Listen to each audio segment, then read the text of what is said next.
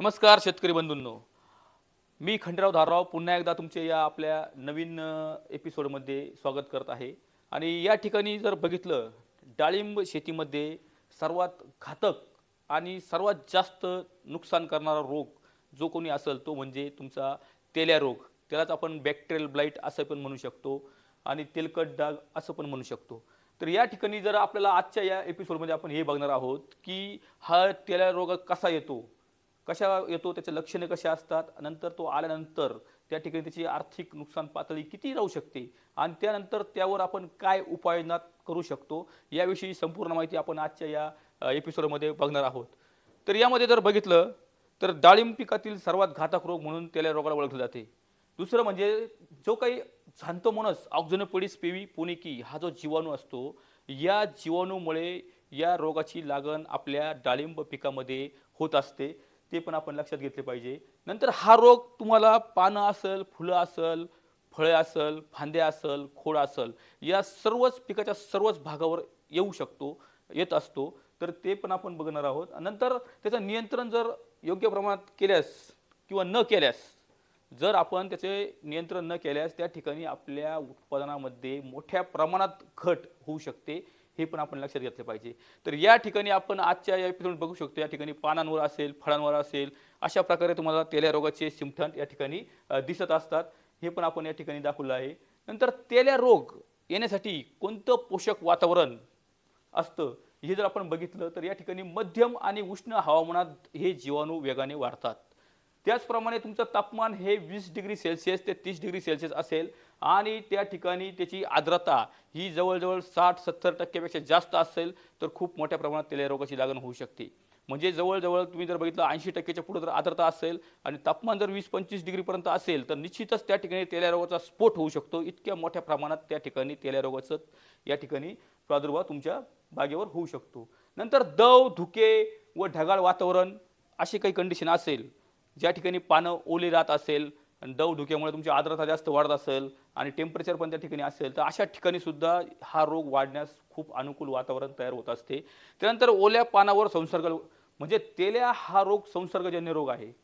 त्यामुळे त्या ठिकाणी या ठिकाणी तो ओल्या पानावर त्या ठिकाणी त्याचा प्रादुर्भाव खूप लवकर होत असतो. हे पण आपण लक्षात घेतले पाहिजे. म्हणजे जर आपण बघितलं एक सूत्र, ओलसरपणा, मध्यम तापमान आणि पानावर पाणी बरोबर तुमचं तेल्या रोगाचा स्फोट, म्हणजे हे वातावरण तेल्या रोगासाठी खूप अनुकूल असते. हे पण आपण बघितले पाहिजे. नंतर या ठिकाणी जर बघितलं तर पानावरील लक्षणे व परिणाम तुम्ही जर बघितलं तर पानावर या ठिकाणी बघा 2 ते 2.5 गोल असे तेलकट डाग, या ठिकाणी पाणथळ डाग तुमच्या पानावर या ठिकाणी दिसून येत असतात. नंतर त्या डागाभोवती तुम्ही जर बघितलं असं एक पिवळं वलय त्या ठिकाणी तयार होतं. म्हणजे जर तुम्ही पानावरचा तेला तुम्हाला ओळखायचा असेल तर निश्चितच तुम्ही तो पानामध्ये असे डाग असतील पाणथळ प्रकारचे. नंतर तुम्ही ते पान खुडून जर आपण सूर्यप्रकाशाच्या दिशेने पाहिलं तर त्या ठिकाणी तुम्हाला त्याच्या भोवती असे पिवळे वलय दिसतं. तेच तुम्हाला लगेच लक्षात येईल की तुमच्या त्या ठिकाणी तेल्या रोगाचा प्रादुर्भाव झाला आहे. हे तुम्ही समजून घेऊ शकता. त्याचप्रमाणे या ठिकाणी जर बघितलं, फांद्या व खोडावरील जे लक्षणे असतात ते तो आपण बघू. या ठिकाणी फांद्यावर लांबट काळपट अशा चिरा म्हणजे क्रॅक्स म्हणजे भेगा तुम्हाला दिसून येतील. ते पण आपण बघितलं पाहिजे. नंतर त्या ठिकाणी फांद्या सुकायला लागतात त्या प्रादुर्भावामुळे. नंतर झाडाची वाढ खुंटते आणि गंभीर अवस्थेत पूर्ण फांदी पूर्ण वाळते आणि कधी कधी जर फळ त्यावर जास्त लोड झाला तरी ती फांदी त्या ठिकाणी क्रॅक होऊन मोडू पण शकते. तर हे पण लक्षात घ्या. म्हणून फांदीवरचा सुद्धा प्रादुर्भाव आपण पूर्णपणे चेक केला पाहिजे अशा ठिकाणी. नंतर फुलावरची लक्षण जर बघितलं तर फुलावर तुम्हाला असे काळसर डाग त्या ठिकाणी दिसून येतील. हे डाग हळूहळू वाढत जाऊन मोठ्या प्रमाणात फुलगळ होते आणि फळधारणा कमी होते आणि त्या ठिकाणी फुल सेटिंग होत नाही आणि फुलगळ सुद्धा होऊ शकते. कारण फुलाचा जो सगळ्यात वरचा जो भाग असतो, कॅलिप्स म्हणतो आपण त्याला, त्या ठिकाणी त्या वरच्या भागामध्ये त्या ठिकाणी ते काळे काळे डाग तुम्हाला दिसून येतील. तर ते पण तुम्ही तुमच्या बागेमध्ये निरीक्षण करू शकतात. नंतर फळांवर तर लक्षणे बघितलं तर फळावर लहान असे पाणथळ तेलकट डाग त्या ठिकाणी तयार होतात आणि ते डाग तपकिरी होऊन त्या ठिकाणी काळे होऊन त्या ठिकाणी तुम्हाला बघत असाल मध्ये या ठिकाणी अशा भेगा पडतात. फळे एकदम विकृत होतात आणि डाग फुटून त्यामधून द्रव पदार्थ सुद्धा बाहेर येत असतो. हे पण तुमच्या लक्षात येईल. आणि अशा फळांची विक्री मात्र बाजारपेठेत एकदम कमी प्रमाणात होते आणि त्या ठिकाणी तुम्ही बघितलं तर मोठ्या प्रमाणात आर्थिक पातळीचे नुकसान या या रोगामुळे होत असते. हे पण आपण बघितले पाहिजे. आणि कधी कधी होतं काय काय आपण जर बघितलं तर तेल्या रोग आणि सरकोपसरा रोग हे दोन्हींचे लक्षण जवळ सारखेच दिसतात. परंतु त्या ठिकाणी भरपूर शेतकरी या ठिकाणी तेल्या रोगामध्ये आणि सरकोपसरामध्ये ओळखू शकत नाही. तर तुम्ही जर बघितलं तर त्या ठिकाणी जर तुमचा तेल्या रोग तुम्हाला ओळखायचा असेल, तर ज्या ठिकाणी तेल्याचे डाग तुम्हाला दिसत असतील किंवा ज्या ठिकाणी इन्फेक्शन झालेलं असेल, त्या ठिकाणचा काही भाग आपण काढून घ्यायचा आहे आणि तो तुमच्या प्लेटमध्ये घेऊन त्या ठिकाणी त्याच्यावर 2-4 त्याला असं व्यवस्थित कुस्करून घ्यायचं आहे आणि त्या ठिकाणी मग तुम्ही ती थोडेसे 2-4 थेंब पाण्याचे टाकायचे आहे आणि काही वेळाने जर बघितलं तर त्या ठिकाणी जर ते चिकट होत असेल तर 100% त्या ठिकाणी तेलाचा अटॅक हे समजून जायचे आहे आणि जर ते समजा त्याच स्थितीत राहत असेल, चिकट होत नसेल, तर 100% तो सरकोपसरा बुरशीचा प्रादुर्भाव असतो. तर ही पण आपण गोष्ट लक्षात घ्या. त्यानुसारच मग त्यावर आपण उपाययोजना करू शकतो आणि भरपूर मग त्यानंतर पुढे जर बघितलं आपण हे रोग पसरण्याची कारणे काय असू शकतात. कारण तेल्या रोग कुठून पसरतो, कशाप्रकारे पसरतो याबद्दलही आपण माहिती घेतली पाहिजे. तर एक सर्वात महत्त्वाचं जे मूळ कारण आहे ते म्हणजे तुमचं मातृवृक्ष, म्हणजे तुमचं मदर प्लांट. ज्या ठिकाणून तुम्ही त्या बागेची जी गुटी कलम आणत असतात, ज्या नर्सरीतून आणत असतात किंवा ज्या बागेतून आणत असतात, तर त्या ठिकाणी जर ते झाड तो मातृवृक्षच जर तेलकट डागाने युक्त असेल, तर निश्चितच त्यावरून तयार केलेली गुटीमध्ये त्याचा प्रादुर्भाव होऊ शकतो आणि तेच तेलग्रस्त झाड आपण त्या ठिकाणी आपल्या बागेत लावतो आणि त्या ठिकाणी पहिल्या वर्षीपासूनच तुम्हाला त्या ठिकाणी त्या तेलाचा अटॅक वाढून जाऊन नंतर ते प्लॉट तुम्हाला जास्त दिवस वापरात येत नाही. तर मग मातृवृक्ष निवडताना सुद्धा तुम्ही प्रॉपर त्या ठिकाणी जाऊन नर्सरीला भेट देऊन कोणत्या झाडावर तुमची गुटी कलम तयार झालेली आहे ते पण पूर्ण निरीक्षण केलं पाहिजे. त्या ठिकाणी जर तेलकट डाग असेल तर निश्चितच त्या ठिकाणून तुम्ही गुटी कलम घेणं जरुरी नाही आहे किंवा तुम्ही गुटी कलमाच्या जागी टिश्यू कल्चर सुद्धा त्या ठिकाणी वापरू शकता की जेणेकरून तेलकट डाग त्या ठिकाणी तुम्हाला दिसणार नाही. नंतर दुसरं जे गोष्ट आहे ते पाऊस व वारा म्हणजे पाणी आणि हवेद्वारे तुम्हाला तेलकट रोगाचा प्रादुर्भाव जो संसर्ग जास्त प्रमाणात पसरवला जातो. त्या ठिकाणी जर पाणी पाऊस जास्त असेल, वारा जोराचा असेल म्हणजे तेलकट डागाचे जे काही जीवाणू आहे हे जीवाणू जवळजवळ त्या ठिकाणी 5-6 किलोमीटरपर्यंत त्याचा प्रादुर्भाव संसर्ग करू शकतात. ते वाऱ्याबरोबर वाहून जाऊ शकता किंवा पाण्याबरोबर वाहून जाऊ शकता. तर त्या ठिकाणी तो प्रादुर्भाव सुद्धा तुम्ही बघितला पाहिजे. नंतर झाडामध्ये जर हवेची कमी खेळती जागा असेल म्हणजे तुमची जर तुमच्या झाडामध्ये तुम्ही छाटणी व्यवस्थित केलेली नसेल, जास्त प्रमाणात त्या ठिकाणी दाटी पानांची झाली असेल, फांद्यांची झाली असेल, तर अशा ठिकाणी काय होते की ज्या ठिकाणी समजा दव धुके पडले किंवा पाऊस झाला तर त्या ठिकाणी लवकर वापसा कंडिशन येत नाही किंवा त्या ठिकाणी आर्द्रता खूप मोठ्या प्रमाणात वाढते आणि जास्त आर्द्रतेमुळे पान हे जास्त वेळ ओलं राहतं आणि त्यामुळे त्याच्यावर जास्तीत जास्त प्रादुर्भाव त्या ठिकाणी तेलाचा होऊ शकतो. त्यामुळे ती पण गोष्ट आपण छाटणी व्यवस्थित करून घेणे किंवा कॅनोपी मॅनेजमेंट प्रॉपर करणे या गोष्टीवर पण आपण लक्ष दिले पाहिजे. नंतर शेतातील संक्रमित अवशेष. मग काय होतं की आपण समजा छाटणी करतो, बहार छाटणी असेल किंवा तुमच्या हार्वेस्टिंग नंतर हलकी छाटणी असेल, तर या छाटणीमध्ये आपण काय करत असतो का जे काही वाळलेल्या फांद्या असतील, तेलग्रस्त रोगट फांद्या असतील, या सर्व आपण काढून टाकतो. परंतु काय होतं का त्याच आपण त्या शेतामध्येच टाकून देतो आणि त्या जमिनीमध्येच त्या फांद्या जर पडून राहिल्या तर त्या फांद्यांमध्ये जो काही तेलाचे जीवाणू जे काही जिवंत असतात ते जीवाणू पुन्हा आपल्या बागेत त्या वातावरण निर्मिती झाल्यानंतर पुन्हा जिवंत होऊन पुन्हा आपल्या बागेत प्रादुर्भाव करतात. परंतु त्या ठिकाणी तुम्हाला एक गोष्ट लक्षात घ्यायची आहे की अशी कोणतीही तुम्ही छाटणी केली किंवा रोगट फळे काढले तर ते तुमच्या बागेत ठेवायचे नाही आहे आणि ते पूर्ण गोळा करून त्या ठिकाणी ते पूर्ण शेताबाहेर नेऊन एका ठिकाणी त्याचा ढीक करून त्या ठिकाणी ते पूर्णपणे जाळून नष्ट करायचे आहे. कारण शेतकरी बहुतेकदा हीच गोष्ट विसरून जातात. कारण त्यांचा जो तेल्या रोगाचा जीवाणू असतो हा ते त्या ठिकाणी काढतात आणि त्याच ठिकाणी टाकतात. त्यामुळं खूप मोठ्या प्रमाणात शेतकऱ्यांचं नुकसान होत असतं. तर शेतकऱ्यांनी ही काळजी सर्वात महत्त्वाचा विषय आहे की ही गोष्ट पहिले केली पाहिजे की जे काही अवशेष असतील ते शेताबाहेर नेऊन जाळून टाकणे ते पण लक्षात घ्या. नंतर तुमच्या त्या ठिकाणी छाटणीची जे काही संक्रमित साधने असतात म्हणजे तुम्ही जे काही छाटणी घेतात, समजा मजूर 4-5 ठिकाणी बागांमधून छाटणी करून आले असतात, एखाद्याची तेलग्रस्त झाडाची छाटणी जात होते, त्यानंतर ते दुसऱ्या बागेत जातात त्या ठिकाणी चांगल्या झाडाला ती कात्रीतून ते जीवाणू सुद्धा त्याद्वारे सुद्धा पसरतात. कारण तेल्या हा रोग हा संसर्गजन्य असल्यामुळे त्या ठिकाणी तो मानवाद्वारे पण पसरू शकतो, तो तुमच्या जे छाटणीची साधने आहे त्याद्वारे पण पसरू शकतो, वाऱ्याद्वारे पण पसरू शकतो, कीटकांद्वारे सुद्धा पसरू शकतो आणि त्या ठिकाणी पाण्याबरोबर सुद्धा वाहून पसरू शकतो. म्हणून ती गोष्ट आपण लक्षात घेतली पाहिजे. तर म्हणून छाटणीची जी काही संक्रमित साधने असतील त्याला तुम्ही त्या ठिकाणी निर्जंतुकीकरण करून घेणं आणि मगच त्याचा वापर दुसऱ्या झाडावर करणं हे पण गरजेचं आहे, तितकंच महत्त्वाचं आहे. त्यानंतर जास्त आर्द्रता आणि उबदार हवामान. आता जास्त आर्द्रता ज्या ज्या ठिकाणी असेल, आता आर्द्रता कधी असते, समजा दव धुके पडलं, ढगाळ वातावरण आले, त्यानंतर तुमचं पाऊस जास्त कधीमध्ये पाऊस झाला, तर या गोष्टीमुळे तुमची आर्द्रता वाढते आणि टेम्परेचर हे 20 ते 30 डिग्री सेल्सिअसमध्ये असेल तर त्या ठिकाणी मात्र तुम्हाला तेल्या रोगाचा प्रादुर्भाव जास्त प्रमाणात होऊ शकतो. म्हणून आर्द्रता मेंटेन करणं हे पण गरजेचं आहे, ते पण आपण लक्षात घेतलं पाहिजे. नंतर रोग येऊ नये म्हणून आपण काय काळजी घेऊ शकतो, तर त्यामध्ये आपण रोगट फांद्या छाटून जाळून टाका, हे तर आपण पहिलेच मुद्दा बघितला आहे. त्यानंतर आपण पहिलं छाटणीची साधने डिसइन्फेक्ट करा, ते पण आपण बघितलंच आहे. नंतर बागेत हवा खेळती राहील अशी छाटणी त्या ठिकाणी घेणं गरजेचं आहे. आता हवा खेळती राहील तर याचा अर्थ आपण एक बघितलं पाहिजे, की आपण एखाद्या डाळिंबाच्या झाडाखाली जर बसलो, तर कमीत कमी 2 ते 3 फूट जर आपण पाहिलं वरती 2 फुटाचं जे अंतर असतं, तर इकडून तिथपर्यंत शेताचा बांध दिसेल अशा प्रकारे तुमच्या खालची जी छाटणी आपण केली पाहिजे, की जेणेकरून त्या ठिकाणी तुम्हाला मोकळी हवा खालून खेळती राहील आणि फिरती राहील. नंतर नत्रयुक्त खतांचा अतिवापर टाळणं हे पण गरजेचं आहे. कारण नत्रयुक्त खतांचा वापर टाळला तर निश्चितच त्या ठिकाणी तुम्हाला तेल्या रोगाला अटकाव करण्यास चांगल्या प्रकारे मदत होऊ शकते. नंतर ठिबक सिंचन वापरावे, पानांवर पाणी पडू देऊ नये. कारण पाण्याचा फ्लो जर आपण फ्लड पाणी करत असेल तर निश्चितच पाण्याबरोबर आपण बघितलं की पाण्याबरोबर तेलाचे काही जीवाणू असतील ते वाहून जात असतात आणि लांब लांबपर्यंत वाहून दुसऱ्या भागात सुद्धा ते संक्रमण करत असतात. म्हणून त्या ठिकाणी ठिबक सिंचनाचा वापर जर केला, योग्य प्रमाणात पाणी दिलं, त्या ठिकाणी आर्द्रता पण मेंटेन असते. म्हणून या ठिकाणी तुम्हाला ती गोष्ट पण करणं गरजेचं आहे. त्यानंतर जैविक आणि रासायनिक जी काही फवारण्या असतील याचा समतोल पण आपल्याला त्या ठिकाणी ठेवायचा आहे. कारण फक्त रासायनिक फर्टिगेशन असेल, रासायनिक औषधांच्या फवारण्या असेल किंवा जैविक फवारणी असेल किंवा रासायनिक फवारणी असेल, या सर्वांमध्ये आपण समतोल करणं गरजेचं आहे. तरच आपल्याला त्या ठिकाणी तेल्या रोगावर मोठ्या प्रमाणात त्या ठिकाणी आपल्याला नियंत्रण करता येईल. कारण रासायनिकाचा जर आपण कंटिन्यू वापर करत गेला तर त्याविषयीची जी काही रेझिस्टन्स पॉवर असते ती डेव्हलप होऊन त्या ठिकाणी तेलाचे जीवाणू अजून सशक्त होतात. त्यामुळे त्या ठिकाणी तुम्हाला रासायनिक आणि जैविक या दोन्ही गोष्टींचा विचार करून त्या ठिकाणी काम केले पाहिजे. त्यानंतर रोग दिसताच त्वरित नियंत्रण. कारण तुम्ही जर तुमच्या बागेत निरीक्षण करणं गरजेचं आहे. तुमचं रोज 2 दिवसातून 3 दिवसातून तुमच्या बागेच्या झाडांचं निरीक्षण करून त्या ठिकाणी तुम्ही बघू शकता. जर तेल्या रोगाचा तुमच्या त्या ठिकाणी प्रादुर्भाव झाला असेल तर असे काही झाडाला तुम्ही निवड करून त्या ठिकाणी मार्किंग करून ठेवू शकतात आणि मार्किंग केल्यानंतर मात्र त्या ठिकाणी तुम्हाला प्रोटेक्शन म्हणून त्या ठिकाणी मग तुम्ही 0.5% बोर्डोचा एक स्प्रे त्या ठिकाणी त्या झाडांकरता स्पेशली घेऊ शकता, की जेणेकरून त्या तेलाला ते बोर्डो मिश्रण कव्हरअप करून टाकेल आणि त्याचं संक्रमण जास्त पसरवण्यापासून आपण वाचू शकतो. तर ही गोष्ट सुद्धा आपण त्या ठिकाणी करू शकतो.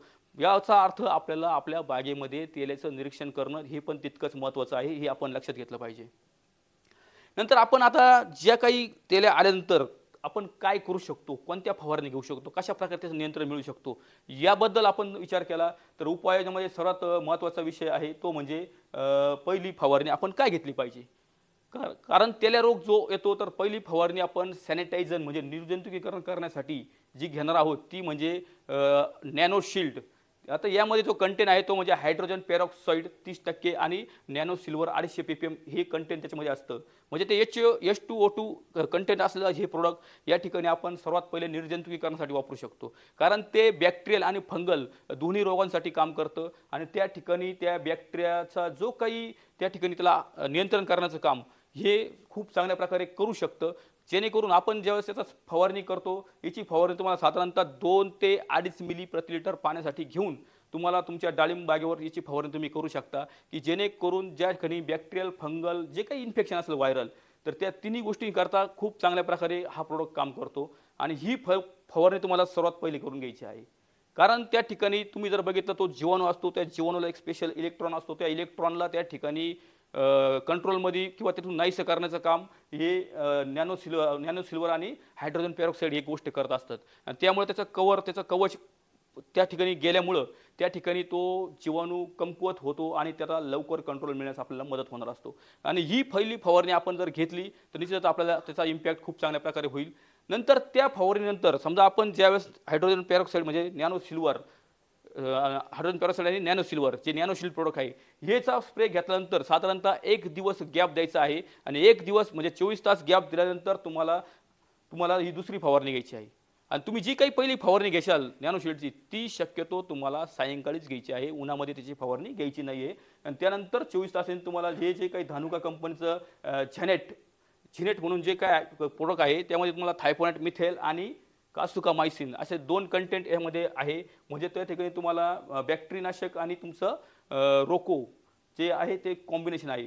किंवा त्या ठिकाणी तुम्ही कोनिका सुद्धा घेऊ शकता. जर तुमच्या तिकडं फ्लॉवरिंग स्टेज असेल आणि तेल आला असेल तर तुम्ही झॅनेट वापरा आणि जर त्या ठिकाणी तुमचं सेटिंग झालेलं असेल तर त्या ठिकाणी तुम्ही कोनिका वापरा. आता कोनिकामध्ये सुद्धा तुम्हाला या ठिकाणी कॉपर ऑक्झिक्लोराईड आणि कासुकामायसिन या ठिकाणी हे 2 कंटेंट आहे. तर दोन्हीपैकी एक प्रोडक्ट तुम्ही तुमच्या फुलांच्या अवस्थेनुसार घेऊ शकता आणि त्यामध्ये तुम्हाला आनंद वेट गोल्ड जे सुपर स्प्रेडर, पेनिट्रेटर, ॲक्टिवेटर आणि त्या ठिकाणी स्टिकर म्हणून चांगल्या प्रकारे त्याचं काम आहे. तर तुम्ही हे जो स्प्रे आहे हा स्प्रे तुम्हाला नॅनोशिल्डच्या फवारणीनंतर 1 दिवस गॅप देऊन घ्यायचा आहे, हे लक्षात घ्या. त्यानंतर तुम्हाला दुसरी समजा जर तुम्हाला त्या ठिकाणी झेनेट अवेलेबल नाही झालं तर त्या ठिकाणी रोको आणि डॉक्टर मायसिन जे कासोकोमायसिन 3% लिक्विड फॉर्ममध्ये असतं. तर या ठिकाणी तुम्ही रोको आणि डॉक्टर मायसिन ही फवारणीसुद्धा 200 लिटर पाण्यासाठी 250 ग्रॅम रोको आणि 400 मिली कासोकोमायसिन म्हणजे डॉक्टर मायसिन या ठिकाणी एकत्र करून तुम्ही ही फवारणी घेऊ शकता. आणि त्यानंतर तुम्हाला पुढची फवारणी करायची आहे. आता आपण जी रासायनिक फवारणी केली, पहिले आपण काय केलं, फ्युमिगेट केलं, सॅनिटाईज केलं. त्यानंतर आपण केमिकलची जी काही फवारणी असेल आणि बॅक्टेरियानाशकची जी फवारणी ती एकत्र केली आणि त्यानंतर तुम्हाला साधारणतः 6 दिवसानंतर डॉक्टर बॅक्टोस टेलॅकिल हे तुम्हाला 1 लिटर एकरी आणि त्यासोबत तुम्हाला डॉक्टर बॅक्टस 4K 250 ग्रॅम म्हणजे बॅसिलस सबटिलस प्लस टेलॅकिलमध्ये तुम्हाला खूप मोठे उपयुक्त बुरशींचा व जीवाणूंचा कन्सोर्शियम आहे की जेणेकरून तुम्हाला जैविक बुरशीनाशकाची ही फवारणी खूप चांगल्या प्रकारे नियंत्रण देऊ शकते. तर ही फवारणी तुम्हाला घेता येईल. ही फवारणी तुम्हाला साधारणतः तुमच्या दुसऱ्या फवारणीनंतर 6 दिवसांनी घ्यायची आहे, हे पण लक्षात घ्या. त्यानंतर 6 दिवसांनी साधारणतः आपल्याला ही परत एक जैविक नियंत्रणासाठी दुसरी फवारणी घ्यायची आहे. त्यामध्ये तुम्हाला डॉक्टर बॅक्टोस डर्मस म्हणजे ट्रायकोडर्मा वेरेडी ते 250 ग्रॅम आणि प्लस डॉक्टर बॅक्टोस फ्लोरो म्हणजे सुरोमोनस फ्लोरोन्सेस 4K तुम्हाला हे 250 ग्रॅम अशी ही जैविक फवारणी तुम्हाला घ्यायची आहे. म्हणजे आपण जो बॅलन्स करतोय, पहिले आपण बघितलं की फ्युमिगेशनसाठी आपण नॅनोशिल्ड घेतलं, त्यानंतर आपण जी काही केमिकल बुरशीनाशक होतं जे झॅनेट असेल किंवा तुमचं कोनिका असेल, तरी शेतकरी मित्रांनो या ठिकाणी आपण अशा प्रकारे जर फवारणीचं नियोजन केलं म्हणजे तुमचे रासायनिक कीटकनाशकं असतील, बुरशीनाशके असतील किंवा जैविक कीटकनाशक जैविक बुरशीनाशक वापर केला तर निश्चितच त्याचा फायदा होईल. आणि तेल्या रोगासाठी अजून काही गोष्टी जर बघितल्या तर त्यामध्ये तुम्हाला बोर्डो मिश्रण असेल, कॉपर कोसाईड असेल, कॉपरचे काही स्प्रे असेल किंवा बोर्डोचे स्प्रे असतील, हे सर्व स्प्रे तुम्हाला घ्यायचे आहेत. पण ते तुमच्या पिकाच्या अवस्थेनुसार तुम्ही त्यामध्ये तुम्ही बदल करू शकता, ते पण आपण बघितलं पाहिजे. कारण फ्लॉवरिंग स्टेजमध्ये जास्त प्रमाणात कॉपरचा वापर झाला तर निश्चितच त्या ठिकाणी पारगाई भावनामध्ये अडथळा येऊ शकतो. तरही त्या ठिकाणी त्याचा विचार करूनच तुम्ही त्या ठिकाणी निर्णय घ्या आणि जास्तीत जास्त तुम्ही तेल्या रोगाचं निरीक्षण करून त्याला कसं तुम्हाला आटोक्यात आणता येईल याच्यासाठी तुम्ही प्रयत्न करा. त्याच्यासाठी तुमचे एकात्मिक तुमचं जे शेतामधलं काम असेल त्या सर्व गोष्टीवर तुम्ही प्रॉपर लक्ष द्या. त्याचप्रमाणे फक्त तेल्या रोग येण्यामागं फक्त इतकेच कारण नसून अजून पण तुम्ही जर बघितलं त्या ठिकाणी तुमचं जर असंतुलित न्यूट्रिशन मॅनेजमेंट असेल तरी त्या ठिकाणी कुपोषित राहून जास्तीत जास्त झाडावर तेलाचा प्रसार खूप वेगाने होऊ शकतो आणि तो आटोक्यात येत नाही. त्यामुळे तुम्हाला तुमच्या जमिनीमध्ये तुमच्या त्या डाळिंब झाडाचा जो काही रूट झोन आहे तो सुद्धा तुम्हाला प्रॉपर ॲक्टिव्ह ठेवणे सुद्धा गरजेचं आहे आणि ते तुम्हाला करावं लागेल. कारण जेवढं तुमची पांढरी मुळी ॲक्टिव्ह राहील त्या ठिकाणी त्याचा मायक्रोफ्लोरा त्या ठिकाणी मायक्रो ऑर्गॅनिझम त्या रायझोस्फिअर एरियामध्ये चांगल्या प्रकारे प्रोव्हाइड होतील, चांगल्या प्रकारे त्या ठिकाणी सर्क्युलेशन असेल, तुमच्या जमीन त्या ठिकाणी वापसा स्थितीत असेल, अशी कंडिशन त्या ठिकाणी न्यूट्रिशन उपलब्ध करून घेण्यासाठी खूप चांगली असते. आणि त्या ठिकाणी जर न्यूट्रिशन चांगलं असेल तर निश्चितच तुमचं झाड सशक्त आणि मजबूत असतं आणि त्या ठिकाणी तेल्या रोगाचा जास्तीत जास्त प्रादुर्भाव खूप मोठ्या प्रमाणात होत नाही, हे पण लक्षात घ्या. म्हणून झाड सशक्त मजबूत करणं हे सुद्धा आपलं तितकंच महत्त्वाचं काम आहे. वरतून तुम्हाला त्या ठिकाणी आर्थोसिलिसिक ॲसिडच्या फवारण्या म्हणजे जसं मार्केटमध्ये आर्थोसिल प्रोडक्ट भेटतं त्याच्यासुद्धा फवारण्या करणं गरजेचं आहे. म्हणजे तुमचे जे काही जैविक अजैविक ताण त्या ठिकाणी तुमच्या झाडावर येऊ शकता ते सुद्धा त्या ठिकाणी कमी करून त्या ट्रेस कमी करून त्या ठिकाणी तेल्या रोगाला अटकाव करण्यासाठी फायदा होऊ शकतो. किंवा त्या तेल्या रोगाचा जो काही जीवाणू असेल त्या ठिकाणी इन्फेक्शन असेल त्याला ते वरतून सिलिकॉन कोटिंग जरी झालं तरी त्या ठिकाणी चांगल्या प्रकारे तुम्ही तेल्याचा जो प्रादुर्भाव होतो असतो तो सुद्धा रोखू शकता, हे पण लक्षात घ्या. म्हणून सर्वतोपरी सगळ्या बाजूने जर विचार केला, सर्वांगीण विचार केला तर त्या पद्धतीने तुम्ही जर काम केलं तर निश्चितच तुम्हाला त्या ठिकाणी फायदा होऊ शकतो. आणि ही सर्व व्हिडिओ तुम्ही जास्तीत जास्त शेतकऱ्यांपर्यंत शेअर करा. त्याचप्रमाणे आनंद क्रॉप गुरु ही ॲप तुम्ही त्या ठिकाणी तुमच्या मोबाईलमधून प्ले स्टोअरमधून डाउनलोड करून घ्या आणि त्यामुळे तुमचा प्लॉट रजिस्टर करा. मोफत अशी ॲप आहे, खूप चांगली माहिती त्या ठिकाणी तुम्हाला त्या ठिकाणी भेटत असते. त्याचप्रमाणे आनंद ॲग्रो केअरच्या यूट्यूब चॅनलला सर्च करा, त्या ठिकाणी सबस्क्राईब करा आणि हा व्हिडिओ जास्तीत जास्त शेतकऱ्यांपर्यंत पोहोचवा. तरी या ठिकाणी आपण बघितलं पूर्णपणे जे काही नियोजन आहे त्या पद्धतीने तुम्ही करू शकता. निश्चितच आपण पुन्हा एकदा पुढच्या व्हिडिओमध्ये भेटणारच आहोत. तरी धन्यवाद.